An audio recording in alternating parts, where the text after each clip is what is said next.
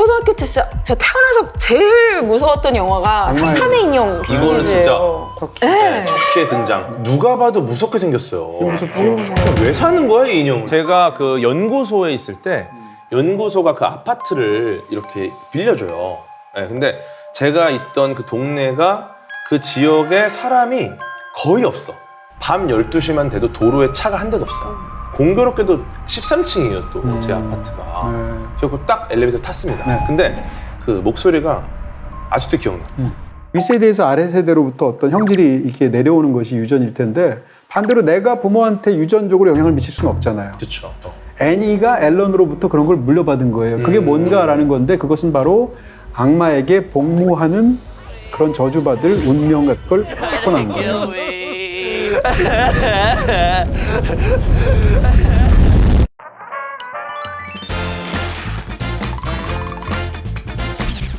드리겠습니다. 마인드맵 이렇게 써야지. 네. 오컬트? 아니 이거 눈 감고 저절로 안 해, 쓰는 분신삽 안 해보셨네. 그치. 이렇게 해야지 이렇게. 손 같이 줄까요? 누가 분신삽을 이렇게 합니까 이게? 사실 이거 오컬트는 또 덕후들이 꽤 있거든요. 집에다가 저희 3명 그려놓고 바늘 던질지도 몰라요. 하지만 인과관계가 없어서 그렇죠. 인형만 아프다. 네, 우리는 인형이 아프다. 그냥 인형이 찢어지는 겁니다. 우리가 지금 주제 때문인지 여기 지금 공기가 되게 차갑지 않아요? 겨울이니까요. 겨울에는 춥습니다 공기가. 확 깨져. 귀신이 오다가 도망갈 것 네. 같아요. 나는 이거 무서운 거 쓰고 있으니까 등골이 살짝 오싹해지는데? 이건 뭐지? 내 체온이 낮아지는 이유는 뭐죠? 체온이 낮아지는 거죠. 왜요? 아 이게 또 여러 가지 이유가 있는데 네. 기본적으로 우리가 이제 교감신경이 활성화가 되면은 이제 잇모근이라는 게 또 이렇게 활발해져요. 네. 얘 왜 그러냐면 얘가 이제 싸워야 되잖아. 우리가 과거에 털이 많았을 때 우리의 털을 세웁니다. 네. 그러면 몸이 조금이라도 커 보여. 털을 세우면 털이 생각보다 공기층을 가지고 우리 몸의 체온을 유지하는 공기층을 잡고 있는 게 커요. 근데 털이 입은 쓰니까 것처럼. 체온이 떨어지죠. 어. 네, 왜냐면 옷을 벗은 거랑 비슷해지. 공포 영화 볼 때 일부러 그 촉각 같은 경험이 중요하다고 그래서 옷 안 입고 보는 사람도 있어요. 진짜로? 그걸로 칼럼 나체로, 쓴 나체로. TV를 볼 때 어떤 오감- 소설가가 썼던 칼럼에도 있었는데 본인이 그런 걸 제대로 느끼기 위해서 옷을 안 입고 공포 영화를 본다는 거예요. 완전 나체로. 그러면 그거 자꾸 잘 그러면- 모르게 아니 그러니까 저는 그 무라카미 하루키 소설에 보면은 나체로 청소하는 여자들이 의외로 많다는 얘기가 나오잖아요. 네. 집안일 할 때. 그래요? 왜 그렇지? 그런 몸에서 나오는 것도 바로바로 딱 청소하고. 몸에서 나오는 게 아, 네. 뭐야? 와 오랜만에 네. 저희가 장르를 주제로 돌아왔어요. 네. 지금까지 장르를 주제로 잡았을 때 많은 분들이 굉장히 호응해 주셨거든요. 히트를 쳤죠. 초등학교 때 진짜 제가 태어나서 제일 무서웠던 영화가 정말. 사탄의 인형 이거는 진짜 시리즈예요. 어린애들 정말 눈물벨. 같은 세대니까 아 진짜 무서워요.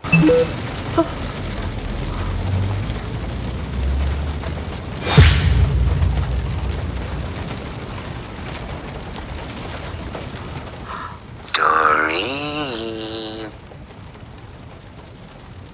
I said be good. 저 정말 아파트 앞에 주차장 밑을 못 지나갔어요. 그때가 몇 살이었어요? 초등학교 그때가 저학년. 그때? 아 왜냐면 제가 군대에서 봤거든요. 아 정말 네. 군대 안에 극장이 있었는데 네. 거기서 그 악마의 인형을 봤던 그게 한 기억이 7편 나왔을 거예요. 나요. 네, 1편. 1편이 제일 무섭죠. 1편이 제일 1편이 무섭고 일단은 강력하죠. 뭐 강력하죠. 척키. 네. 터키의 등장. 누가 봐도 무섭게 생겼어요. 무섭죠. 너무 무서워요. 왜 사는 거야 이 인형을 도대체? 이렇게 맨날 칼 들고 있잖아. 그리고 얘가 리치가 짧잖아요. 근데 빨라. 아, 찹찹찹찹. 네. 이게 너무 무서워. 그러니까 예를 들어서 막 얘가 막 매달려서 막 등에서 막 이러니까 너무 무서운 거야. 그리고 원래 인형이 약간 무섭지 않아요? 아, 일반적인 인형 인형이라는 자체가. 존재 자체가 맞아요. 어떤 이상한 맥락 속에 놓여 있으면 맞아요. 사실 플라스틱 굉장히 인형 이런 무섭죠. 거. 그래서 이런 거를 마스코트 호러라고 하잖아요. 우리가 친밀하게 여기는 뭐 테디베어라든가 아니면 예쁜 그 눈 깜빡이는 인형 이런 거에다가 이제 약간 홀령을 씌워서 이 무서움의 근간, 네. 초자연적인 현상으로부터 우리가 두려움을 얻는 거 아니겠습니까? 네. 아니 저는 그 음악, 공포 음악 하니까 떠오르는 게 딱 하나 있는데 황병기 선생님의 미궁이라는 곡이 있어요. 이게 어디 쓰였냐면 네. 그 우리나라 손놀이라는 게임 개발사가 만든 네. 호러 게임에 쓰였어요. 게임 화이트 음악이에요? 데이라는 게임입니다. 네. 제가 원래 저는 공포를 굉장히 물론 위기 감지 능력은 뛰어나지만 공포를 잘 이겨내는 스타일이에요. 그래서 무서운 게임을 겁먹지 않고 합니다. 네. 원래는 제가 이제 무서운게 하려고 일부러 불 다 끄고 하거든요. 네. 네. 딱 하고 잠시 후에 다시 거실까지 불을 다 켰어요. 네. 무서워서. 네. 무서워서? 혹시 그게 발렌타인데이, 화이트데이 할 때 맞아요. 화이트데이예요? 주인공이 좋아하는 여자애가 있어요. 그리고 다음 날이 화이트데이예요. 얘한테 사탕을 주려고 이 서랍장에 자신의 사탕을 슬쩍 넣어놓고 오려고 전날 밤에 학교로 갑니다. 네. 근데 갑자기 그 학교가 네. 봉인이 돼요. 문 닫은 하게 되다 학교 무서워. 무섭지. 제일 무서운 게 뭐냐면은 그 경비 아저씨가 계세요. 학교를 이 순찰을 네. 도는 이분이 귀신이 들렸어요. 주기적으로 후레쉬를 들고 순찰을 돕니다. 어떤 방식으로 공격할 수 없어요. 학생이니까 공격할 수 있는 무기가 없어. 그러면 도망을 치거나 아니면은 수희 아씨가 지나갈 때까지 모든 불을 끄고 책상 뒤에 숨어서 있거나. 웅크리고 있어요. 네. 그러면 이 지나가는 소리가 들려요. 이 아저씨가 걸어가는 소리랑 네. 이런 소리. 근데 이 아저씨 지나가잖아요. 네. 지나가고 나면 이제 뭔가 와요. 불을 껐어요. 그래서 수희 아저씨를 피하면 귀신이 나오고요. 귀신을 피해 놀라서 도망가면 수희가 호루라기를 불면서 뛰어와요. 실시간으로 계속 수희 아저씨가 어디 있는지를 보면서 도망 다녀야 돼. 말 그대로 미국 네. 느낌이에요. 그 음악만 들으면 깜짝 놀라요.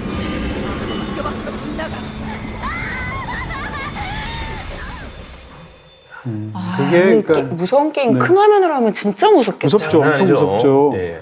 게다가 요즘 우리나라에서도 오컬트물이 많이 뜨고 있는 것 같아요.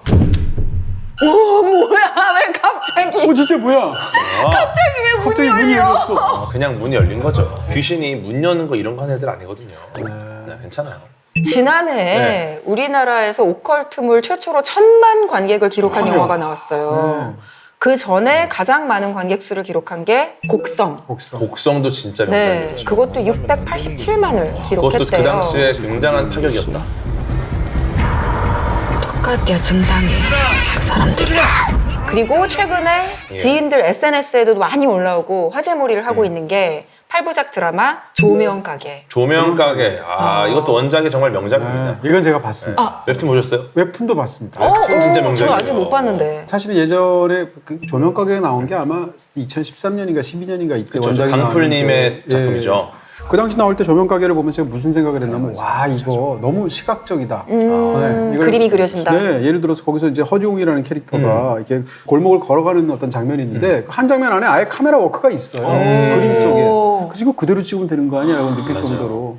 그러면 이제 드디어 나왔더라고요. 그러니까요. K 오컬트 시대가 오고 있는 거 아닌가 생각이 들었거든요. 그만큼 소프트한 오컬트 네. 장르물이 만들어지고 있는 것 네. 같아요. 또 있어요. 검은 사제들의 소편격으로 나온 검은 수녀들. 검은 수녀. 야, 이거 기대작입니다. 검은 사제들 감독은 이제 장재현 감독이고요. 네. 파묘 만들었던. 네, 맞아요. 그래서 배우진이 너무 빵빵해서 야, 이거는 뭐 재미없을 수가 없겠다. 그런 생각을 하고 있습니다. 검은 사제들도 사실 강동원 씨가 나왔었잖아요. 그죠, 그죠. 근데 그때 이동진 평론가님께서 강동원이 장르가 아닐까라고 그러니까 하셨더라고요. 전혀 기억 안 이렇게 난다는 나왔어요. 표정이신데? 아니요, 했었어요. 검은 강동원. 굉장히 오래돼가지고. 이번에 검은 송혜교. 그러니까요. 그렇게 나와도 되지 않나. 근데 이거부터 짚고 넘어가야 될 네. 것 같아요. 많은 분들이 의외로 컬트랑 오컬트를 헷갈려 하시더라고요. 어, 컬트랑 오컬트는 어원 자체도 다르죠. 컬트, 컬트는? 오컬트, 컬투. 컬투 쇼도 있죠. 컬트 쇼가 뭐 컬트 트리플, 컬트 2에서 그렇죠, 나온 그렇죠. 거기서 거니까. 나왔죠. 아 그래요? 그 컬트예요. 아 같은 네. 컬트네요. 네, 컬투 쇼 재밌죠. 컬트는 뭔가 재배하다, 돌보다, 숭배하다. 오히려 우리가 알고 있는 문화, 컬처랑 같은 어원이고 오컬트는 전혀 다른 라틴어에서 왔죠. 그쵸. 오컬투스에서 온 걸로 알고 있는데 라틴어. 그냥 가장 쉽게 번역한다면 그냥 비밀스러운 의식, 비의라는 뜻으로 이제 원래 이제 어원적으로는 뜻을 갖고 있고요. 지금은 공포 영화의 하위 장르로 이 얘기를 굉장히 많이 쓰는 것 같아요. Where's Regan?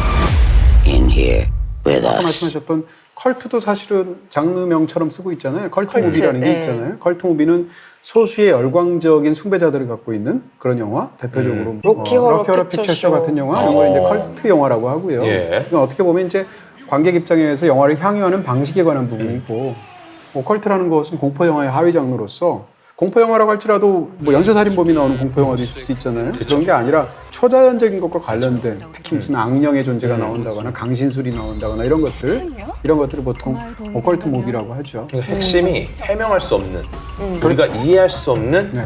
이 세상의 물리 법칙과는 다른 초자연적인 무언가가 이 배우에 있거나 등장을 한다. 그러면 사실 오컬트가 되는 거죠. 네. 그래서 네. 오컬트 영화에서 바로 그렇기 때문에 미스터리라는 것이 굉장히 중요하죠. 혹시 두 분은 일상에서 이런 물질과학으로 설명할 수 없는 이상한 현상 경험해 보신 적 있으세요? 제가 그 연구소에 있을 때 연구소가 그 아파트를 이렇게 빌려줘요. 네, 근데 제가 있던 그 동네가 그 지역에 사람이 거의 없어. 밤 12시만 돼도 도로에 차가 한 대도 없어요. 그리고 되게 조용한 동네입니다. 근데 야근을 하고 연구소에서 나와서 아파트로 향하는데 가서 이제 주차를 하고 올라가는데 공교롭게도 13층이에요, 또 제 아파트가. 네. 그래서 딱 엘리베이터를 탔습니다. 네. 근데 엘리베이터를 타고 이제 13층을 누르고 닫힘을 눌렀는데 그 목소리가 아직도 기억나. 문이 닫힙니다. 닫혀. 네. 올라가야 되잖아. 갑자기 문이 열립니다. 다시. 그래 뭐야? 이러고 상황 다시 초반이다? 닫아. 그랬더니 문이 닫힙니다. 근데 이거를 3번을 반복하니까 저도 약간 위기감지 능력이 뛰어나니까 그래서 이제 그 뒤로 이제 계단으로 올라가기 시작했어요. 근데 그 계단 올라가는 거 너무 무섭지 않아요? 근데 뭐 올라가는 내내 밑에 소리가 들리잖아. 계속 문이 닫힙니다. 문이 열리면 이 소리가 계속 들리는 거야. 근데 한 10층 정도 왔는데 갑자기 조용해. 그래서 제가 무섭다. 올라가면서 이쪽을 봤더니 엘리베이터가 갑자기 올라오기 시작하는 거예요. 그래서 내가 갑자기 조금 숫자가 1, 2, 3, 4, 좀 5, 뛰기 6, 시작했어요. 네. 그래갖고 막 뛰어갔는데 13층에 딱 도착을 하는 순간 엘리베이터가 같이 열려. 도착을 해서 네. 문이 열리면 열리는 네. 거야. 안에는. 저는 바로 집으로 들어갔죠. 네. 이것도 엘리베이터 오류입니다. 오류지. 근데 네, 본인이 소프트웨어라서. 뛰어가는 모습이 너무 웃기잖아요. 그러니까 엘리베이터 13층에서 열릴 때 뭐가 나왔는지는 안 보셨어요? 뭐가 나올 게 없어요.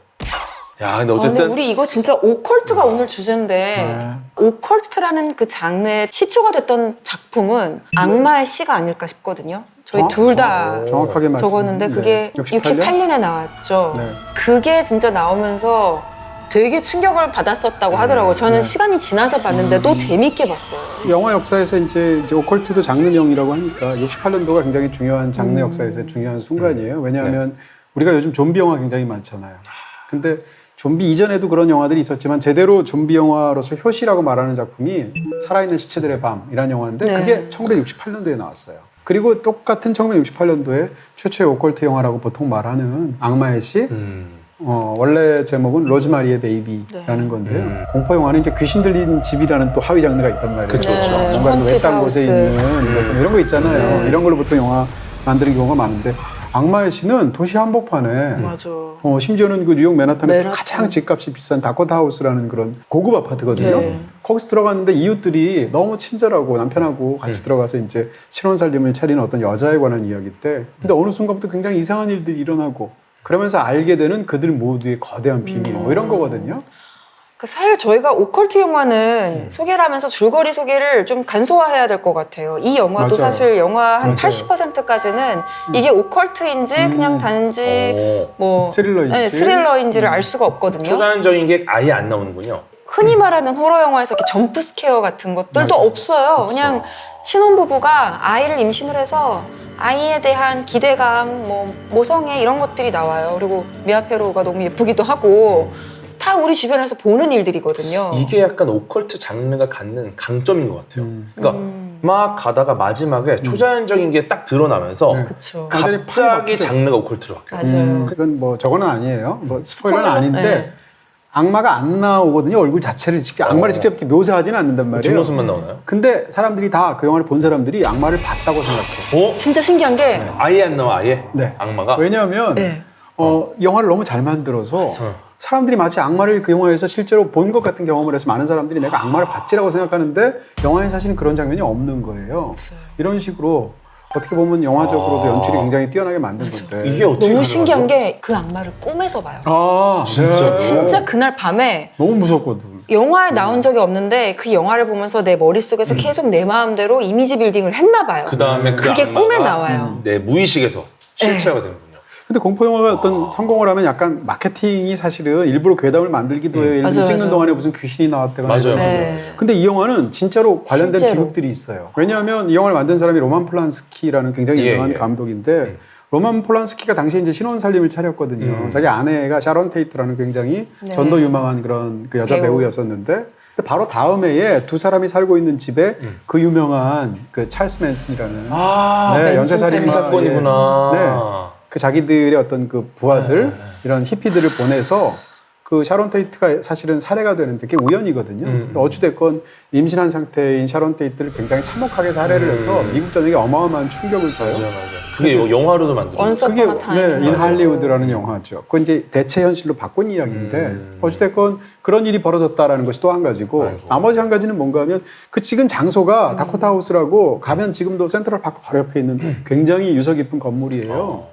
근데 그 다코타 하우스에서 그로부터 12년 뒤에 어떤 일이 벌어졌냐면 다코타 하우스에서 살고 있었던 존 레논이 다코타 하우스 바로 앞에서 총을 맞아서 죽습니다. 그러니까 어떻게 생각하면 너무 유명한 샤론 테이트, 너무 더 유명한 존 레논이 사실은 죽음이 어떻게 보면 그런 우연이 있잖아요. 그런 측면에서 영화랑 관련돼서도 굉장히 섬뜩하고 무서운 부분이 있는 영화죠. 공기 환기 차원에서 네. 가벼운 거 해주세요. 오컬트 중에서. 오컬트에 등장하는 초자연적인 존재, 일반적으로 귀신이라고 많이 하셨으니까 이 귀신을 한번 컨텐츠에서 어떤 식으로 다뤄지는지를 구분을 한번 해봤는데 기본적으로 그 첫 번째 가장 익숙한 형태의 귀신이 귀신을 잡자. 네. 그러니까 대립관계입니다. 대립관계. 내가 있고 귀신이 있고 저거 잡자 저거. 그래서 싸우는 거예요. 엑소시스트라든지 뭐 한국의 오컬트의 시작이라고 한다면 저는 퇴마로, 곡성, 뭐 검은 사제들, 뭐 검은 수녀들, 사바하, 파묘, 악한 무언가들을 대립하는 어떤 네. 오컬트고 네. 그렇지 않은 경우도 있어요? 이게 아닌 경우는 뭐냐면은 이 귀신, 초자연적인 존재를 이제 애정의 대상으로 보는 경우가 있습니다. 대표적으로는 이제 싸우자 귀신아라는 이 웹툰 원작의 드라마까지 나온 작품이 있습니다. 아, 싸우자가 귀신에 맞서 싸우는 게 아니라 귀신과 함께 싸우자 이 뜻이에요? 처음에 싸우자 귀신아는 귀신과 싸우는 거였어요. 네. 근데 싸우다가 정이 들어서 한 편이 돼요. 네, 거기 이제 여고생 귀신이 등장을 하고 주인공이 등장을 하는데 주인공의 능력이 그 귀신을 봅니다. 보는 걸 뛰어넘어 만질 수도 있어요. 퇴마사로서 어떤 아르바이트 같은 일을 합니다. 퇴마가 어떤 의식이 아니라 그냥 싸워서 이기면 퇴마, 지면 퇴마 실패. 근데 그러다가 정이 들어서 이제 얘네들이 다른 일들을 해결하게 되고 이거에 대한 여러 가지 좀 비밀들이나 왜 귀신이 됐을까 그런 것들을 좀 해소하고 이러면서 좀 이렇게 로맨스도 들어가고 그런 작품이 있습니다. 그렇죠. 귀신이 사실 해만 끼치지 않는다면 굳이 물리칠 필요는 없잖아요. 그렇죠. 또 우리나라 작품 중에 오나귀, 오나의 귀신. 이것도 역시 귀신이 등장하나 박보영님입니다. 이거는 뭐 고맙죠. 안 무섭죠? 그러니까 이런 것들이 어떤 귀신을 우리가 어떤 우정을 나누는 대상으로 보는 그런 부분이기 때문에 좀 다른 형태고 요것도 있어요. 요건 좀 구분하기 좀 애매하긴 한데 귀신인 줄 몰랐다 장르. 네. 그러니까 그 뭐 식스센스도 그런 거 그죠? 아니에요? 식스센스, 디아더스 네. 이런 장르들이 또 등장을 하는데 그렇죠. 귀신인 줄 몰랐어요. 근데 나중에 막판에 귀신이라는 게 밝혀지며 오컬트로 급변합니다. 근데 그 아구가 딱딱딱딱딱딱 맞으니까 우와. 불쾌한 감정만 주고 보기에도 끔찍하고 근데 사람들이 왜 공포 영화를 볼까? 초자연적인 어떤 대상 아니면 자기가 알 수 없는 존재에 대해서 공포감을 느끼는데 다른 한편으로는 강렬한 호기심을 느껴. 그래서 저기서 뭔가 무서운 일이 벌어지게 되면 안 가면 되잖아요. 맞아. 근데 꼭 프레시 들고 거기 가서 일을 당하잖아요. 맞아. 우리가 사실은 정말 두려워하는 게 어떤 무섭고 공포스러운 무엇이 있을 수도 있는데 그 핵심은 사실은 무지하고 관련이 있단 말이에요. 내가 살면서 이런 고통을 겪고 불행을 겪고 있는데 거기에 대해서 왜인지를 몰라. 혹은 뭔가 굉장히 무서운데 이게 뭔지를 몰라. 라는 거죠. 이게 핵심인 게 네. 예를 들어 공포심만 있으면은 네. 그렇게까지 재밌지 않아요. 왜냐면 피하면 돼. 그러니까. 근데 호기심이 있어서 그러니까요. 그걸 굳이 가봐야 되거든요. 이 두 가지가 조합이 될 때 훌륭한 오컬트 무비가 나오는 건데 근데 그럼 왜 이런 일이 벌어지느냐. 이것 역시 둘 다 생존인 거예요. 호기심도 우리의 생존율을 높여줘요. 예를 들어서 우리가 모르는 거 있잖아요. 모르는 거. 네. 이 모르는 거를 우리의 뇌는 절대 까먹지 않아요. 예를 들어 우리가 아는 거는 지울 수 있거든요. 나중에. 근데 모르는 거는 이거를 내가 해결하기 전까지는 계속 이 룸에 놔둡니다. 뭐 열지 마시오.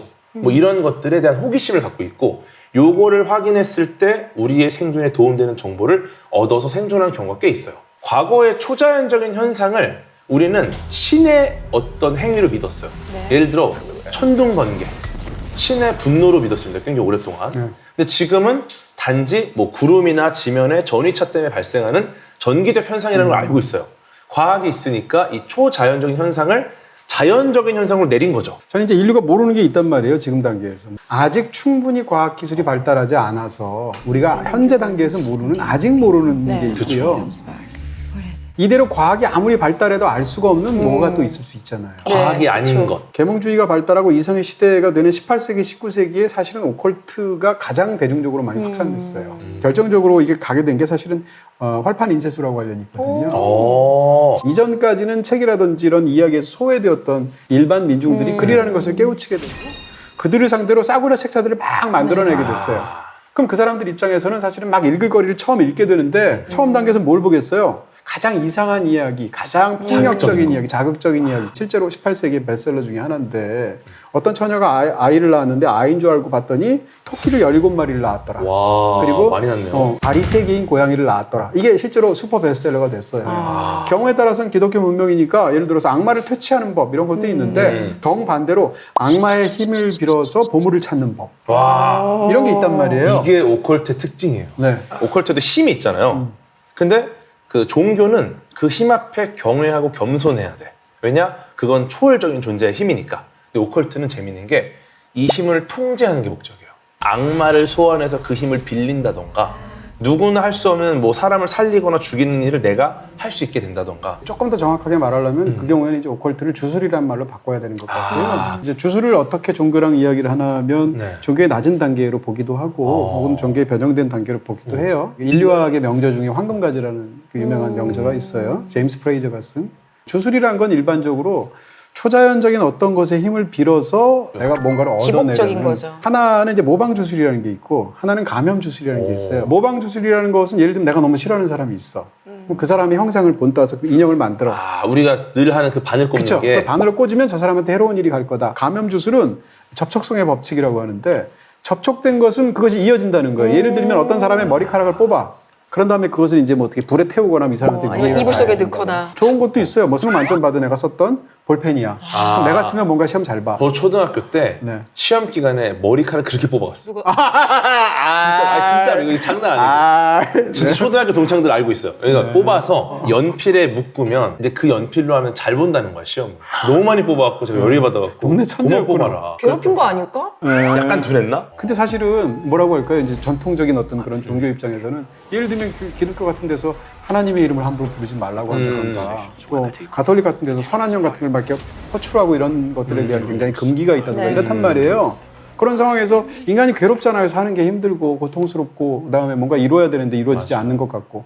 근데 그거를 악마는 해준다고 믿는 거예요. 그러니까 악마는 또 세속적이고 물질적인 축복을 주기도 하고 아까 말씀드리면 막 보물을 찾게 해주고 막 이런단 말이에요. 이런 어떤 믿음들이 퍼져가면서 악마 숭배에 대한 그런 혹은 오컬트에 관한 수많은 이야기들이 만들어졌다 이렇게 말할 수 있고요. 맞아. 또 한 가지는 이게 약간 사상사적으로 본다면 페르시아랑 관련이 있는데 지금 이란이죠. 페르시아에 전통적으로 약간 이원론에 관한 믿음이 있었단 말이에요. 그러니까 세상을 선과학이라는 두 가지가 있고 이 양자 사이에 투쟁이 있고 이게 나중에 이제 종교로 나온 게 조로아스터교인데 네. 어쨌든 중요한 것은 양자 사이에 굉장히 평등한 그런 힘겨루기 같은 거예요. 그 얘기인즉슨 공평하고 서로 힘의 균형을 이루고 있다면 악도 그만큼 중요하다는 뜻이잖아요. 그렇기 때문에 악에 대해서 알고 싶어하고 오컬트적인 어떤 부분들을 통해서 민중들 사이에서 굉장히 강력한 힘을 갖게 되었다는 거죠. 예를 들면 나는 나름대로 열심히 살아왔고 착하게 살려고 했는데 왜 나한테 이런 일이 생기나요?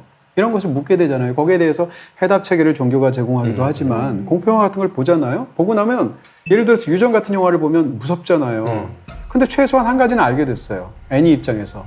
아, 우리 집안에 자꾸 이상한 일이 생기고 우리 집안이 이렇게 비극적이었던 것은 사실은 파이몬 때문이었구나라는 걸 깨닫게 됐어요. 근데 지금까지 풀리지 않았던 미스테리가 풀린 거죠. 그렇죠. 네. 처음에 유전이라는 제목 봤을 때는 원유를 채굴 하는 유전인 줄 알았는데. 데오일비 블러드처럼. 네. 저는 DNA 영화인 줄 알았어요. 근데 이건 정말 다른 게 이제 가족 안에서 유전이 된다는 얘기잖아요. 그렇죠. 그러니까 한 가족에 저주받을 무언가가 유전되고 있다라는 기본 개념인데 유전이라는 게 여러 가지 생각해보면 법칙이나 속성 같은 게 있어요. 첫 번째는 유전이라는 건 비가역적이잖아요. 윗세대에서 아래세대로부터 어떤 형질이 이렇게 내려오는 것이 유전일 텐데 반대로 내가 부모한테 유전적으로 영향을 미칠 수는 없잖아요. 그렇죠. 자식 세대한테만 미칠 수 있잖아요. 비가역적이라는 얘기는 반대로 가역할 수 없다는 뜻이니까 그 얘기 속에 담겨 있는 것은 무력감 같은 거란 말이에요. 없애고 싶잖아요. 근데 없앨 수가 없어. 왜냐면 물려받았으니까. 그렇죠. 애니가 앨런으로부터 그런 걸 물려받은 거예요. 그게 뭔가라는 건데 그것은 바로 악마에게 복무하는 그런 저주받을 운명 같은 걸 타고난 거예요. 그리고 또 유전이라는 게 어떤 속성이 있냐면 반복이란 말이에요. 본래를 벗어날 수가 없어. 네, 내가 지금 어떤 일을 겪고 있는데 이 일이 나만 겪은 게 아니라 우리 어머니가 고스란히 겪은 일이야. 그 형질 때문에. 라는 건데 그게 어떻게 보면 반복이 된다는 것이 영화에서 굉장히 중요해요. 야, 무력감이라는 단어가 너무 정확하네요. 그러니까 결과적으로 보면 자기 집안에 저주받을 어떤 그런 운명이 있어서 내 아들이 악마의 제물이 될 그런 상황에 처해진 거예요. 그 상황에서 애니는 그것을 막으려고 하는데 자기도 모르게 자기가 또 다른 행동은 사실은 그것을 도와주고 있어요. 어쩔 수 없는 거죠. 네, 그러니까 이 역설이야. 의식적으로는 악마를 막으려고 하는데 무의식적으로는 악마의 길을 예비하는 사제 역할을 하고 있어요. 그러니까 이거. 네, 그렇죠. 연기도 잘해. 너무 무서워. 내가 같이 무서워. 방송하다 갑자기 이렇게 한다고 생각해봐. 그러면은 뭐, 네, 다시 하겠습니다. 네. 너무 무서웠던 이유가 공포 영화는 화면이 어두워서 집에 있는 불을 켜고 보면 잘 안 보이거든요. 그렇죠. 끄고 봐야 되죠. 어쩔 수 없이 불을 다 끄고 봐야 되는데 네. 영화 후반으로 가니까 무서운 게 막 몰아치는 거예요. 그리고 비주얼적으로 천장 막 이런데 쳐다보기도 맞아. 겁나잖아요. 그 장면이 제일 무섭죠? 천장. 아이고. 하지 마세요. 하지 마세요. 네. 이게 뭐야? 뭐야, 이게. 아니 나 지금 목에 묻은 물기 닦는 거예요 수건으로. 아이. 그 영화를 보고 이제 자야 되는데 잘 준비를 하려면 화장실도 가야 되고 뭐 부엌에 뭐 정리도 좀 해야 되고 소파도 가야 되고 그걸 다 뛰어다녔어요. 안방에 들어가서 자기 전에 그 나머지 공간들을 왔다 갔다 하는 게 확인해야지. 너무 힘들어서 아, 근데 아리스터 감독의 영화 특징이 계속 생각나요. 이 감독님 제가 너무 좋아해서 저는 아리아스터를 좋아해요. 그 다음부터 이 감독님 영화를 이제부터 나오면 다 보기 시작했어요. 너무너무 무서웠어요. 그 유전에서의 그 이야기를 스토리를 얘기하면 결국은 파이몬이 집 찾아가는 얘기거든요. 솔로몬이 봉인한 72명의 악마 중 하나. 그런 파이몬이 이제 결국은 사람을 찾아가는 거예요. 집이죠, 자기. 그쵸, 예. 자기가 기도. 전세 살아야 되니까. 네네. 주 같은. 얘가 자가가 없고 전세만 있는 애예요. 예. 자가를 계속 팔고 사고 한다고 볼 수도 있어요. 그렇게 해서 이제 가는 여정인데 그렇게 보면 파이몬의 로드 무비란 말이에요. 파이몬의 로드 무비. 지도를 누가 그렸냐? 바로 그 죽은 할머니였던 앨런이 그렸다고 보는 거예요. 영화에서 우리가 이제 애니가 벌이는 사투 얘기를 계속 2시간 내내 본단 말이에요. 근데 이 이야기는 전체 이야기의 부분 집합이에요. 텍스트 안과 텍스트 밖이 싸우는 얘기거든요. 부분이 전체와 싸우는 얘기거든요. 그럼 당연히 필패 아니겠어요? 전체 그림을 보지 못하고 자기 앞에 사건만 보는 자의 비극이거든요. 그 무력감이거든요. 근데 이게 예전에는 이런 상황을 주인공이 어떻게든 이겨내서 승리하는 영화들이 많았거든요. 그러니까 재밌는 게 요즘의 오컬트물들은 기본적으로 선이 패배해요. 그것도 철저한 무력감 속에서 할 수 있는 걸 다 하고 패배합니다. 그런 것들이 오래 기억에 남아요. 저는 이런 영화 볼 때마다 항상 생각하는 게 있는데 꼭 주인공은 무언가를 목격하고 경험해서 그거를 옆에 있는 사람한테 지금 내가 하는 말이 너무 이상하게 들리겠지만 말이야. 지금 내가 뭘 봤는 줄 알아? 네. 이렇게 해야 돼. 못하겠지만. 자, 다 같이 손을 맞잡자 막 이럴 때 가족들은 너무 황당해 하잖아요. 여기서 정말 이 유전이란 영화에서 너무 중요한 설정이 여자 주인공이 목류병이 있잖아요. 그래서 과거에 목류병으로 설명됐던 일들이 있기 때문에 가족들이 쉽게 설득이 안 되는 거예요. 그럴 수 있겠네요. 장치를 정말 무력하게 네, 했어요. 근데 그러니까 어떻게 보면. 내가 저런 상황이라면 어떻게 효율적으로 얘기해야 될까? 제가 볼 때는 네. 그렇게 말로 하면 안 돼요. 그럼. 왜냐면 써서, 네. 정신적인 어떤 분열 증상이나 질환이 있는 사람들은 즉흥적이거든요. 그러면 이거를 일단 구조도를 그려. 이해할 수 있게. 마인드맵처럼요? 차근차근 해서 일단 몇 월 며칠 이 시작. 이렇게 근데 지금 논리적으로 막 시초를 짜놓고 다투는 보세요. 만약에 내가 문제가 있어. 문제 있는 사람이 네. PPT를 띄워놓고 가족들을 모으지 않거든요. 네. 아 근데 지금 정답. 분초를 다투는 상황이라니까요. 그럴 때일수록 급할수록 돌아가요. 네. 지금 오히려 빨리 정장 딱 영혼을 입고 아니, 지금 들어야 돼. 천장에서 뛰어내리는 정장을 딱 입고 네. 네, 여러분 모이십시오. 첫 번째 PPT를 딱 띄우고 제가 지금 드릴 말씀은 네. 정말 진실입니다. 아 이미 끝났어요. 게임 끝났어요. 그 말 하기 전에 죽었어요. 네, 지금 몇 초 안에 사람을 설득해서 몇 초? 의기투합을 해야 되는 거예요. 몇 초면은 오히려 더 나은 방법은 설득하지 마요. 그럼. 시켜요. 네? 명령. 네. 이유를 말하지 말고. 이유 말하지 말고. 네. 야, 나중에 내가 PPT 30장으로 설명할 테니까 네. 지금은 그냥 시키는 대로 해. 안 그러면 너 죽어. 아까 아리 에스터의 엄청난 팬이라고 하셨는데 네, 네, 네. 그래서 뭐 미드소마 같은 것도 챙겨봤다고 했잖아요. 너무 잘 만든 영화예요, 정말. 그래서 이게 주인공이 뭔가 상처가 있어요. 그 상황에서 이제 친구들과 함께 여행을 가자고 합니다. together. I think it's very good you're coming. 뭐 90년에 한 번씩 열리는 네. 뭐 어떤 9일간의 축제. 하지 축제. 네, 그때 굉장히 밝은 때. 거기서 사실 처음에는 너무너무 평온해요. 근데 조금씩 뭔가 틀어지기 시작하면서 수상하죠. 네, 사람들이 다 해맑으니까 이게 문제라는 거를 인식하는 게 너무 오래 걸린 거예요. 예를 들어 누가 그리고- 갑자기 팍 때려. 근데 다들 와 이러면은 이 맞은 게 지금 뭐가 문제인지를 모르잖아요. 그것도 한 60-70% 갔을 때까지는 맞아요. 화면도 너무 예뻐. 어둡고 고어하고 그런 게 아니라 가족 영화입니다 거의. 그냥 푸릇푸릇한 잔디 위에 하얗게 예쁘게 차려입고 꽃 꽂고 이런 사람들이 맞아. 나와요. 할아버지 등장하기 전까지는 처음 그 충격적인 장면 나왔을 때, 그 절벽 장면 나왔을 때는 맞아요.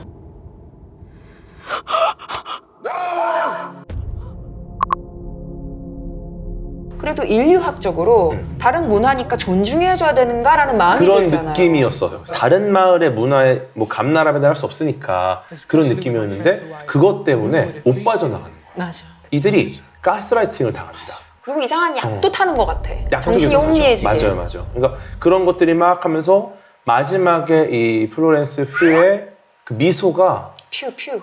어. 굴리지 말아요. 퓨. 퓨. 플로렌스 피. 피예요.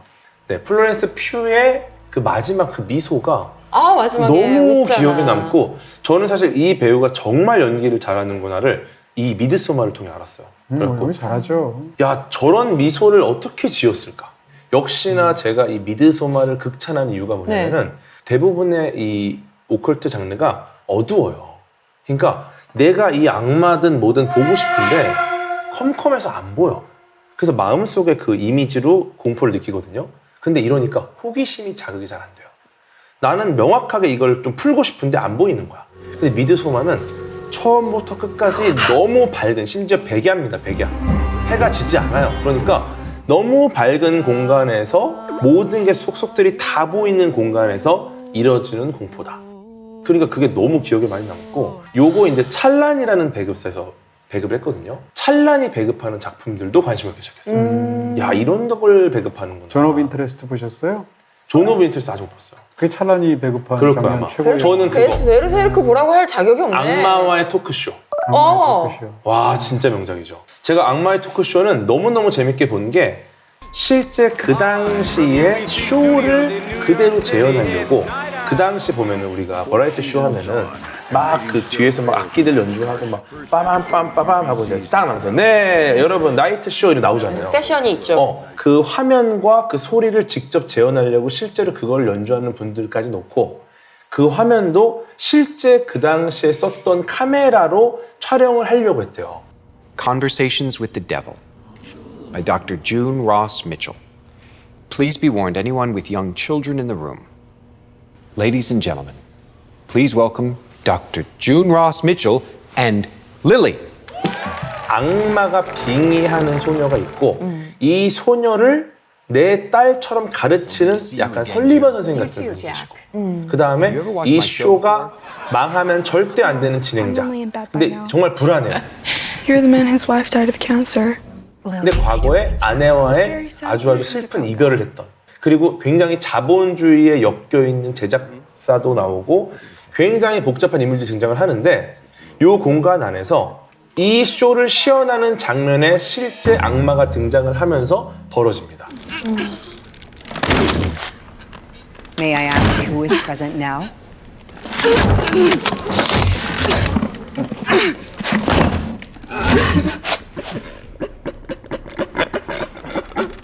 Speak. You know who I am, Doctor. 사람들이 기겁을 하고 나중에는 이제 난리가 나죠. 근데 중요한 건 그것보다 여기 나오는 모든 인물들이 각각의 어떤 악마를 갖고 있는 것 같은 느낌을 받았어요. 네, 그래갖고 이들은 이들만의 지옥을 보고 있구나. 그러니까 한 악마가 쓰인 소녀만의 악마 이야기가 아닌 거야. 그런 것들 생각해서 보니까 야 정말 잘 만든. 그리고 보고 나니까 너무 오래 기억이 나. 개돈이 준 영화 설명하는데 거의 신들린 듯한. 사실은 이 테이블이 지금 네. 강영수라는 전형적인 테이블. 그러니까 이렇게 원형으로 네. 이 판도 저는 그래 보여요. 어디 쉐입을 놓고 이렇게 손을 잡고 음. 그 귀신이 오면 악마가 오면은 이게 흔들리잖아요. 그러니까요. 네. 요게 과학적이지 않고 이게 사람들 현혹시킨다라는 걸 밝혀낸 분이 마이클 페러데이라는 영국의 오, 실험 물리학자입니다. 네. 네, 재밌죠. 이걸로 사람들이 너무 현혹을 당하는 너무 거예요. 유행했거든요. 네, 그래서 이게 어떤 기계 장치인데 아주 미세한 움직임을 증폭시키는 장치예요. 그래갖고 예를 들어 손목에 이걸 장치를 하고 연결을 해놓으면 아주 작은 움직임에도 집더미가 이렇게 무너져요. 그래서 그 이 강령술 하시는 분들을 모아놓고 이 장치를 착용을 했더니 놀랍게도 한 번도 악마가 오질 않아. 네. 데미모어 나왔던 사랑과 영혼에서 동전 움직이는 거. 그거는 어떻게 영화죠, 영화. 그 영화. 이동진 평론가님께서 네. 서스피리아를 쓰셨어요. 네. 아, 장르 역사와 관련이 있는데요. 네. 네. 그러니까 아까 말씀드린 것처럼 일반적으로 영화 역사에서는 68년도에 오컬트 장르의 효시에 해당하는 작품이 악마의 시. 악마의 시가 성공을 했고요. 그리고 나서 70년대에 이제 갱스터 영화들도 있고 뭐 많은 영화들이 있겠습니다만 오컬트 영화의 전성시대가 펼쳐져요. 제일 유명한 게 엑소시스트. 제일 유명한 게 엑소시스트. 엑소시스트가 1억 6천만 달러를 당시에 벌었거든요. 와. 근데 요즘도 1억 6천만 달러면 엄청 많이 번 건데 그렇죠. 이걸 무려 50년 전, 40년 전에 그렇게 벌었다는 거잖아요. 지금은 한 10배, 20배 되겠네요. 그렇게 볼 수 있겠죠. 역사상 가장 큰 히트작 중에 하나예요. 그런데다가 이 엑소시스트가 성공하고 그러면서 1년의 영화들이 나오죠. 대표적으로 오멘 같은 영화. 오메. 그다음 유럽에서도 오컬트 장르가 나와요. 대표적으로 가장 유명한 게 사스피리아거든요. 아, 이런 이탈리아에서 측면에서. 네, 이탈리아 공포 영화인데 이런 식으로 70년대가 가장 그 전성기라서 지금도 오컬트 영화의 대표작 하면 유럽에서는 서스페리아, 미국에서는 엑소시스트 이렇게 떠올린단 말이에요. 그러니까 70년대의 그 오컬트 영화들의 유산 속에 지금도 우리가 있다? 뭐 이렇게 볼 수 있죠. 서스페리아 같은 경우는 그래서 리메이크돼서 다코타 존슨과 네. 틸다 스윈튼이 나온 맞아요. 2018년도 리메이크작이 있고 네. 원작이 1977년작인데 네. 원작이 서스페리아 1977로 제목이 붙었죠. 그러니까 어떻게 보면 약간 본말이 전도된 거예요. 네. 왜냐하면 리메이크작이 한국에서 서스페리아라는 제목으로 나오니까 정작 본작이 다시 개봉해야 되는데 아니 리메이크가 오리지널을 썼네. 이러니까 서스페리아 1977이라는 정체불명의 제목으로 개봉한 거예요. 예전에 오스틴 파워라는 영화가 1편이 한국에서 개봉을 안 했어요. 예. 그런 상황에서 1편이 별로 그렇게 성공하지 못했고 영화도 안 나왔는데 당시에는 이제 비디오로 그 영화가 굉장히 많이 확산이 됐거든요. 미국도 똑같은데 그러다 보니까 정작 1편은 성공을 안 해서 한국에서 개봉도 못했는데 2편이 엄청나게 성공한 규모로 만들어졌고 한국에서는 2편을 수입해서 개봉하려고 하다 보니까 아니 1편도 안 했는데 오스틴 파워 2 이상하잖아요. 그래서 어떻게 했냐면 오스틴 파워로 개봉했거든요. 2편을. 네. 그러고 나는데 그 영화가 성공을 했어요. 그러니까 1편을 다시 수입해서 개봉을 하는데 2편이 오스틴 파워라는 이름을 썼네. 1편은 뭐라고 서스틴 할까요? 파워. 잠깐만요. 그 뒤에 부제가 붙어요? 오스틴 파워 제로라고 썼습니다. 아, 1 해가지고 0으로 한 거죠. 잘했네. 사스틴 파워네, 사스틴 파워. 잘했다. 어떻게 보면 약간 아무도 안 좀 받아주고 있어. 계속해봐, 삼스틴 계속해봐. 파워. 1스팀 파워까지 네. 해봐. 그래서 4편밖에 못 만들어요. 네, 이게 굴하지 않는 게 또 궤도의 매력이 아닐까. 아무튼요. 그래서 저는 2018년작만 봤고요. 그 원작은 못 봤는데. 네. 저는 하나를 보아야 되면 원작을 보시라. 이렇게 원작이 더. 왜냐하면 훌륭하구나. 원작의 장점이 이 리메이크의 단점이고요. 반대로 리메이크의 장점이 또 원작의 단점이에요. 둘 다 온전한 영화가 아니라고 할 수 있는데 리메이크된 영화에 우리가 이제 그 사실 콜미 바이 유어 네임을 사람들이 너무 좋아하잖아요. 그 감독이 그 다음에 만든 영화예요. 그래서 이제 굉장히 각광받았는데 그 리메이크인 영화의 장점은 굉장히 지적이고요. 치골하게 이렇게 무섭게 가라앉아 있고 근데 오리지널은 그게 아니고요. 이야기 엉망진창이고요. 개연성이라고 보면 정말 말도 안 되는 얘기가 너무 많고 중요한 상황은 그냥 대사를 다 풀어버리고 미국의 발레리나를 꿈꾸는 소녀가 독일의 발레 학교에 오는 얘기예요. 근데 발레 학교에 왔더니 그 소굴이 아실은 알고 봤더니 무시무시한 소굴이었다. 이런 얘기인데 이 발레 학교의 아이들 사이 뭐라고 그러나 교습받는 사람들을 12살짜리 아이들을 설정했어요. 네. 그러다 보니까 공포 영화로 수위를 높여야 되는데 문제가 생기잖아요. 어리니까. 그렇죠. 그래서 수정을 했어. 어떻게 했냐면 20살로 다 바꿨거든요. 아. 근데 20살로 바꾸면서 대사는 안 바꿨어요. 무슨 얘기인가 하면 12살짜리 아이의 대사로 20살짜리가 말을 하는 거예요. 막 탕후루 사주세요 막 이런 뭐 그런 거지. 야 이건 안 맞잖아. 예. 그러니까 지금 제가 말씀드린 거 보면 말이 안 되잖아요. 나 말도 안 돼서 영화 예. 잘 나올 리가 네네. 없잖아요. 근데 이 영화가 공포 영화에 너무 고전이 됐어. 왜냐하면 이 영화는 단점도 너무 많은데 장점이 정말 특출난 거예요. 영화를 보면 이 사운드와 사이트 그러니까 이미지라는 측면에서 예. 정말 그 부분에 한정해서 보면 정말 시대의 엄청난 영화라는 생각이 들고요. 고블린이라는 이탈리아 그 프로그레시브 락 그룹이 이제 음악을 했는데 그 음악만 들어도 막 귀가 얼얼할 느낌 정도의 어떤 공포감이 있어요. 그래서 저 그 얘기는 들었어요. 현장에서 그 음악을 애초에 크게 맞아요. 틀어놓고 맞아요. 촬영을 했다고. 아, 더 공포심을 만드는. 어차피 대사가 네. 중요하지 않으니까. 맞아요. 어차피 후시 녹음을 하니까. 그리고 또 초반에 이제 이 소녀가 도착을 해서 처음에 어떤 살인 사건을 목격하는 장면이 있는데 사람이 죽는 것까지 이 초반에 한 그 부분은 정말 걸작이에요. 그런 측면에서 원색을 얼마나 무시무시하게 사용하는지 조명을 어떻게 쓰는지 폭우 속에서 도착하고 막 이러는 장면인데 그런 측면에서 이 영화는 어떤 이미지와 사운드를 가장 그 공포 영화에 최적으로 잘 사용을 해서 너무나 훌륭하게 잘 뽑아낸 근데 이야기는 처참한 그런 작품이라고 할 수 있어요. 단점이 많은데 네. 어떻게 연출이 기가 막히네요. 약간 그 그렇죠. 공포 뮤직비디오 같은 건가? 감독이 또 이탈리아 사람이란 말이에요. 오. 다리오 아르젠토라고 굉장히 유명한 사람인데 감독은 이탈리아 사람이죠. 그러면서 이탈리아에서 만들죠. 무대는 독일이죠. 그리고 온 사람은 미국 사람이죠. 이러니까 서로 상대방 배우가 무슨 말을 하는지 모르고 연기를 했대요. 그냥 말을 하는군요. 네, 그냥 나는 말을 하는 거죠. 와. 왜냐하면 대본에 다 있으니까. 그리고 나서 사후적으로 더빙을 해가지고 영화를 만들었거든요. 근데 그러니까 입모양을 어떻게 맞춰요? 그럼 더빙한 안 거랑? 맞죠. 안 맞죠. 안 맞는 안 대로 맞아요. 그냥 네. 개봉한 거예요? 중국 영화의 상당수가 후시 입모양이 녹음은 뭐 맞잖아요. 안 맞죠. 네. 그냥 안 맞아도 상관이 입 이미 없고. 다쳤는데 계속 말하고 있잖아요. 네, 어차피 고급스럽게 돈 엄청 말들인 대작이 아니니까. 자, 오늘 저희가 아무리 이야기를 해도 끝나지 않을 정도로 오컬트 관련해서도 할 말이 참 많았거든요. 오늘 어떠셨어요? 저는 솔직히 이거 마치고 집에 가야 되는데 지금 시간이 늦었잖아요. 네. 무서워요. 귀갓길이 무서울 것 같아요. 네. 잔상이 많이 남는 편이라서. 궤도님은 오늘 뭐 하고 싶은 얘기 시원하게 다 한 것 같아요. 많이 들었는데 네, 지방여행에 한마디 하세요. 아니 여전히 네. 아직까지 이 두려움이 있는 분들께 네. 요 말씀만 드리고 싶어요. 우리가 심령 현상을 체험을 한 분들이 계십니다. 그 이야기를 듣고 같이 무서워해. 정말 있구나.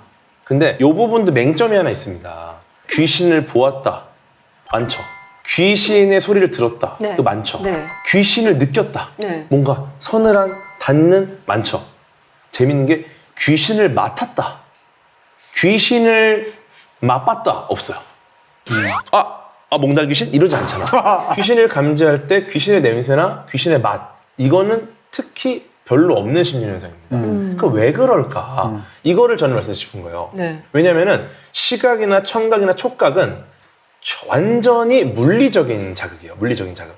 직접 무언가가 닿아서 반응을 하는 거죠. 네. 그래서 광자가 들어오거나 매질이 때리거나 혹은 전기적인 신호가 전달되거나 전부 직접적인 물리적인 반응이라는 거. 네. 이거는 오류가 많아요. 근데 후각이나 미각은 화학적 결합으로 작동하는 감각기관입니다. 얘는 오류가 생각보다 적어요. 직접 수용체가 결합을 해야만이 그 정보가 뇌로 가요. 그 후각이나 미각은 항상 활성화되어 있는 감각이 아니에요.